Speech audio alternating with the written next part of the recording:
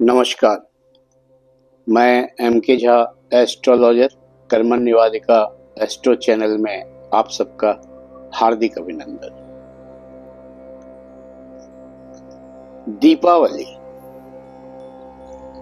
दीपावली पंचांग के अनुसार इस वर्ष अमावस्या तिथि की शुरुआत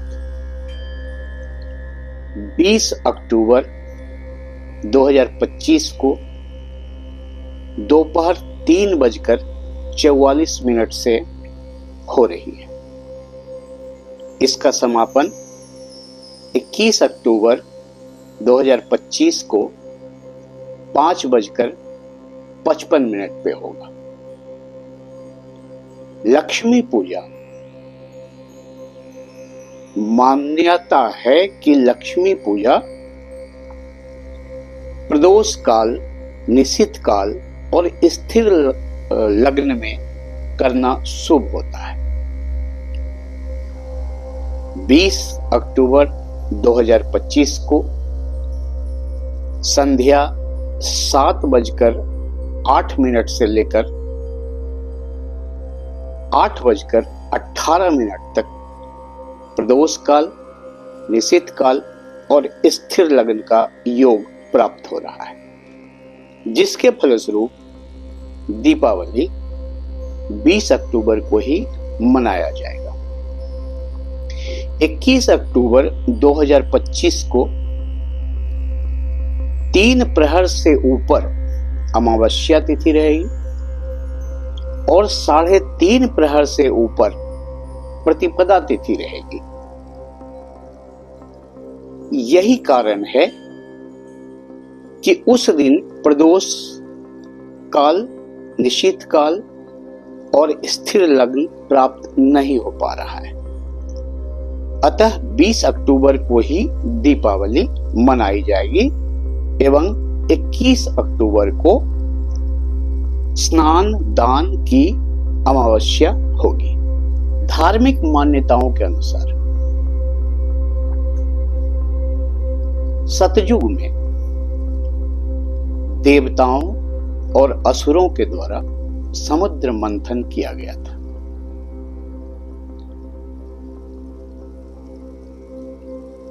कार्तिक माह के कृष्ण पक्ष की त्रयोदशी तिथि को भगवान धन्वंतरी अमृत कलश लेकर के प्रकट हुए थे, जिसके कारण हर वर्ष कार्तिक मास के त्रयोदशी तिथि को धनतेरस का पर्व मनाया जाता है। उसके 2 दिन के बाद कार्तिक मास की अमावस्या तिथि को कमल के पुष्प पर विराज होकर के माता लक्ष्मी प्रकट हुई थी। उनके आगमन की खुशी में लोग दीप जला करके उनका स्वागत करते हैं, उनके जन्मोत्सव को मनाते हैं। दीपावली की शुरुआत वहीं से हुई। एक और मान्यता है कि त्रेता युग में भगवान श्री राम 14 वर्षों के वनवास के बाद अपनी पत्नी और अपने भाई लक्ष्मण के साथ जब अपने जन्मभूमि अयोध्या वापस आए थे, तो पूरे नगर में दीपोत्सव मनाया गया था और संयोग से वो दिन भी कार्तिक मास की अमावस्या तिथि थी।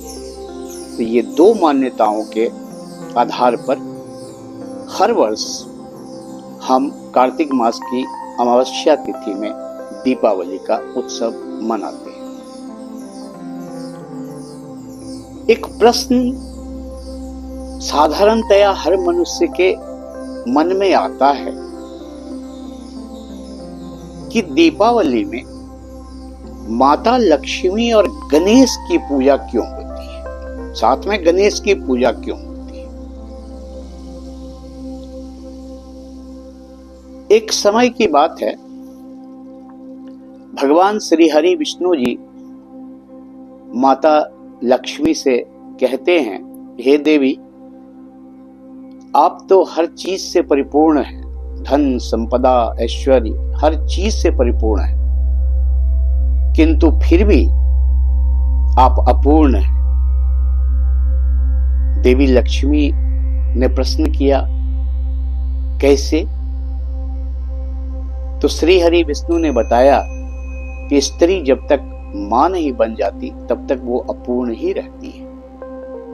माता लक्ष्मी को बहुत दुख हुआ और अपने इस दुख को, अपने इस व्यथा को एक दिन देवी पार्वती के समक्ष उन्होंने कहा और देवी पार्वती से इच्छा व्यक्त की उन्होंने कि मुझे गणेश को दत्तक पुत्र के रूप में आप देने का कष्ट करें। माता पार्वती कुछ क्षण मौन हो गई। तब देवी लक्ष्मी ने उन्हें कहा कि मैं वरदान देती हूं कि जब जब श्री हरि विष्णु हमारे साथ नहीं होंगे तब तब हमारा दत्तक पुत्र गणेश हमारे साथ होगा, और मेरी पूजा जब होगी तो गणेश की भी पूजा होगी।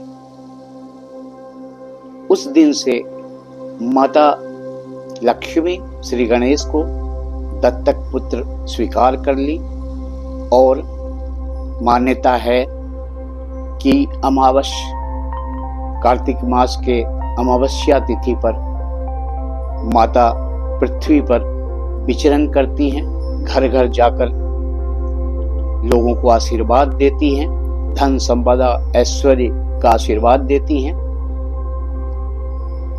और इस दिन श्री गणेश उनके साथ रहते हैं। क्यों? क्योंकि श्री हरि विष्णु इस वक्त अपने शयन काल में विचरण कर रहे हैं।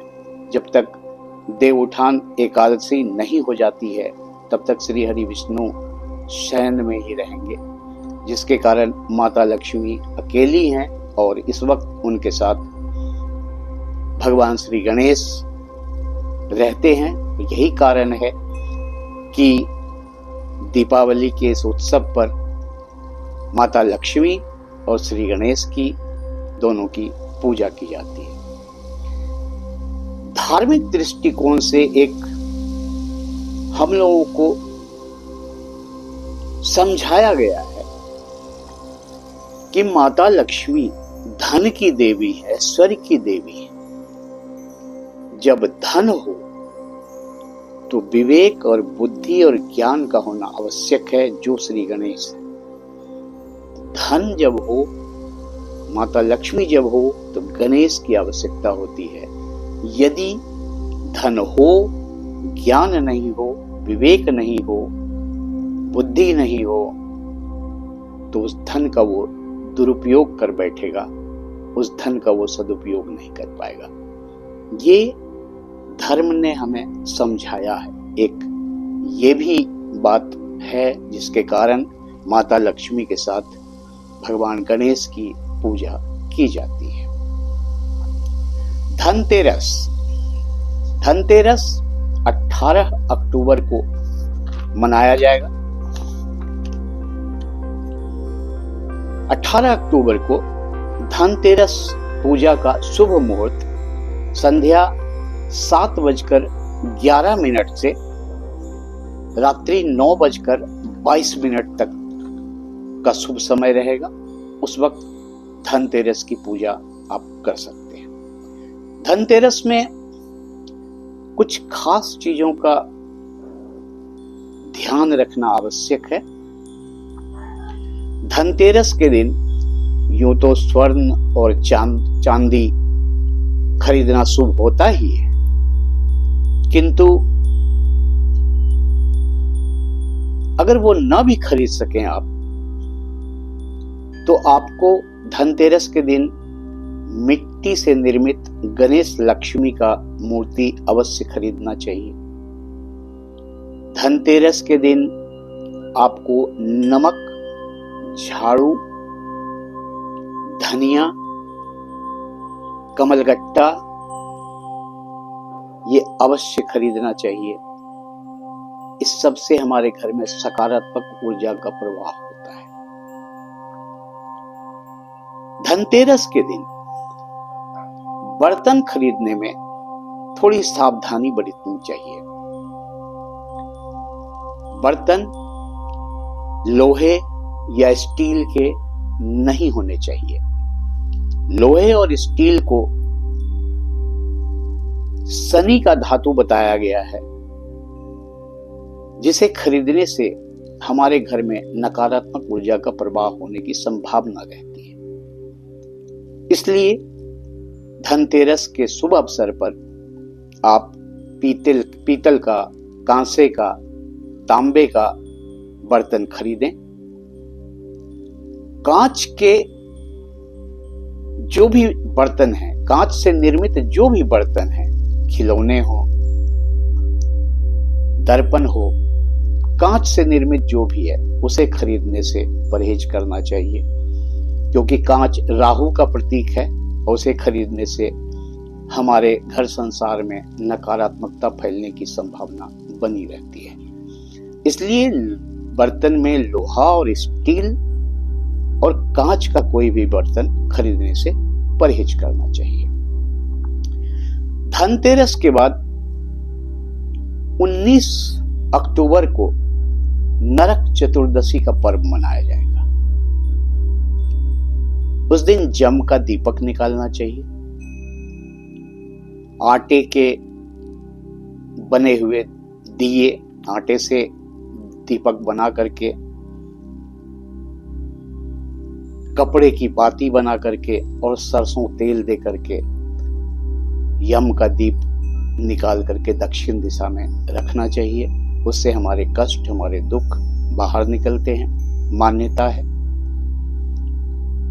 20 अक्टूबर को, जैसा कि मैंने बताया, दीपावली का पर्व है, दीपावली का त्योहार है, दीपोत्सव है। माता लक्ष्मी की जन्मोत्सव है। प्रभु श्री राम के अयोध्या वापस आने का उत्सव है। तो दीपोत्सव हमें 20 अक्टूबर को मनाना है और माता लक्ष्मी और श्री गणेश की पूजा शुभ समय पर, शुभ मुहूर्त में करना चाहिए, जो मैंने बता चुका हूं।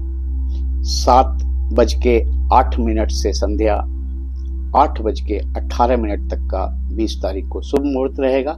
उसी मुहूर्त में लक्ष्मी पूजन, गणेश पूजन करना उचित होगा, अच्छा होगा, शुभ फलदायी होगा। पूजन कैसे करना चाहिए, ये तो घर में परंपरागत है, आप सभी करते हैं, अपने अपने परंपरा के आधार पर पूजा किया जाता है। कुछ चीजें उसमें निश्चित तौर से आपको ध्यान रखना चाहिए कि लक्ष्मी माता की मूर्ति और गणेश भगवान की मूर्ति एक साथ जुड़ा हुआ नहीं हो, दोनों की मूर्तियां अलग अलग होनी चाहिए। और गणेश भगवान के दाहिनी ओर माता लक्ष्मी को स्थापित करना चाहिए, क्योंकि वो माता है, इसलिए बाईं ओर स्थापित नहीं हो सकती है। गणेश भगवान के दाहिनी ओर माता लक्ष्मी को स्थापित करना चाहिए। सर्वप्रथम भगवान श्री गणेश की पूजा करनी चाहिए, फिर माता लक्ष्मी की पूजा करनी चाहिए। माता लक्ष्मी की पूजा में सफेद, गुलाबी, लाल, पीले वस्त्र पहन करके माता की पूजा करनी चाहिए। काले, भूरे और नीले वस्त्र पहनकर माता की पूजा नहीं करनी चाहिए, निषिद्ध है। माता की पूजा में संपूर्ण होने के बाद जब आप आरती करें तो आरती के समय घंटी और शंख नहीं बजाना चाहिए, बल्कि शंख में जल भरकर पूजा के समय वहां रखना चाहिए और पूजा संपन्न होने के बाद शंख में भरे उस जल का छिड़काव समस्त घरों में करना चाहिए। इससे सकारात्मक ऊर्जा का प्रवाह होता है और सुख समृद्धि हमारी बढ़ती है। माता लक्ष्मी की पूजा के बाद माता सरस्वती की पूजा करनी चाहिए। माता सरस्वती की पूजा के बाद कुबेर देव की पूजा करनी चाहिए। कुबेर देव की पूजा में धन की पोटली, धन की थैली बनाना अनिवार्य होता है। उसमें करना क्या है? रेशम का एक कपड़ा ले लीजिए या बनी बनाई बाजार में आजकल थैली आती है, वो भी आप ले सकते हैं। रेशम का कपड़ा ले लीजिए, उसमें 5 दाने कमलगट्टे के रखिए, 5 पीली कौड़ी रखिए, 5 गांठ हल्दी की रखिए, थोड़ा साबुत धनिया रखिए, इलायची साबुत रखिए, 5 दूर्वा उसको रखिए, पोटली के ऊपर सब रखते जाइए। और चांदी का एक सिक्का स्वास्तिक बनाकर उसके ऊपर रखिए, हाथ में जल लीजिए और मंत्र का 11 बार जाप कीजिए। ओम वित्तेश्वराय नमः, ओम वित्तेश्वराय नमः 11 बार जप करके उस जल को उस पोटली पर आप प्रक्षालित कीजिए। फिर उस पोटली को रक्षा सूत्र से आप बांध दीजिए और माता लक्ष्मी के चरणों पर रख दीजिए। दूसरे दिन प्रातः स्नान करने के पश्चात उस पोटली को उठा करके आप अपने तिजोरी में रख लीजिए। वर्ष भर वो उसी तरह से आपके तिजोरी में रखा रहेगा। वैसे जगह रखना है जहां आप पैसे वगैरह रखती हैं। तो इस विधि से जब आप पूजा करेंगे माता लक्ष्मी की, सारे देवी देवता की, तो आपको लाभ होगा। कुबेर देव की पूजा के बाद आप 21 दीपक एक साथ जलाइए, जिसमें 5 दीपक कम से कम घी के दीपक होने चाहिए, शुद्ध घी के दीपक होने चाहिए, जो आप माता के पास पूजा स्थल पर जलाएंगे। उसे आप माता के बाईं ओर रखेंगे। गणेश लक्ष्मी की मूर्ति जहां स्थापित है उसके बाईं ओर वो 5 दीपक रखेंगे आप घी के। एक दीपक सरसों के तेल के अवश्य जलाइए। यदि संभव हो तो बाकी जितने दीपक हैं सभी सरसों के तेल के जलने चाहिए। नहीं तो कम से कम एक दीपक सरसों के तेल के जरूर जलाने चाहिए और उसे अपने दाहिनी ओर रखिए। बाकी के दीपक आप तिल के तेल में भी जला सकते हैं। सारे दीपक एक जगह इकट्ठा करके जला करके ओम दीपावल्यै नमः करके जल प्रक्षालित कीजिए। उसके बाद आप वहां से दीपक उठा करके 2 दीपक मुख्य द्वार पर दोनों तरफ अवश्य रखिए। घर के हर कमरे में और आपके रसोई घर में जहां भी बालकनी है वहां जो भी जगह है बाकी इसके दीपक आप बारी बारी से वहां रखिए। फिर आपको जितने दीप जलाने हैं वो आप जलाइए, लेकिन ये मुख्य रूप से अति आवश्यक है। माता लक्ष्मी की जब आप पूजा करेंगे तो एक माला माता लक्ष्मी के मंत्र का जाप अवश्य कीजिए। ओम श्रीम श्रीये नमः या ओम महालक्ष्मी नमः। और ये जाप स्फटिक की माला पर करें या कमलगट्टे की माला पर करनी चाहिए। इससे माता लक्ष्मी का शुभ प्रभाव हमें प्राप्त होता है और हमें वो आशीर्वाद देती हैं प्रसन्न होकर के और हमारे जीवन में शुभता का आगमन होता है। 21 अक्टूबर को अमावस्या, 22 अक्टूबर 2025 को गोवर्धन पूजा का समय रहेगा, दिन रहेगा,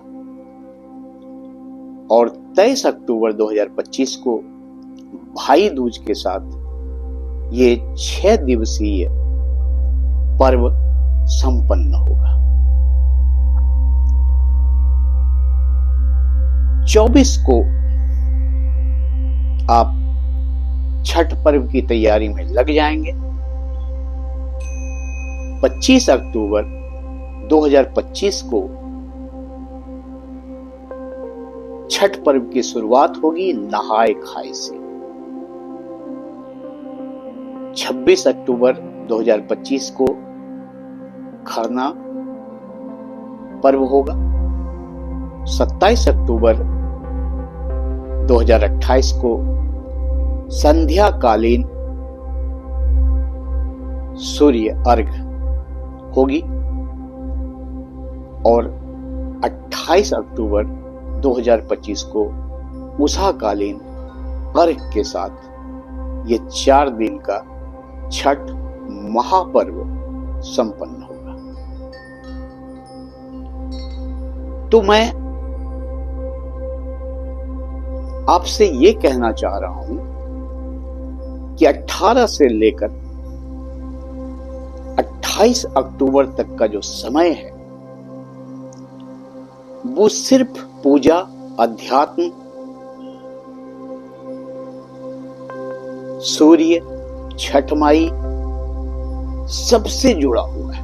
ये समय, कार्तिक मास का ये शुभ समय हर वर्ष हमारे जीवन में आता है, और हमें हृदय से माता लक्ष्मी की आराधना करनी चाहिए, उनके जन्मोत्सव को मनाना चाहिए, प्रभु श्री गणेश की अर्चना करनी चाहिए और सूर्यदेव की उपासना करनी चाहिए। हमारा जीवन सफल होगा, शुभ फलों की प्राप्ति होगी और हमें कंचन काया मिलेगा, माया मिलेगा, हर चीज मिलेगा। तो बस आज के लिए इतना ही। यदि मेरा ये वीडियो अच्छा लगा हो तो लाइक करें, शेयर करें, सब्सक्राइब करें, और वीडियो कैसा लगा अपना कमेंट जरूर दें। तब तक के लिए हमें आज्ञा दें। आप अपना ख्याल रखें। नमस्कार।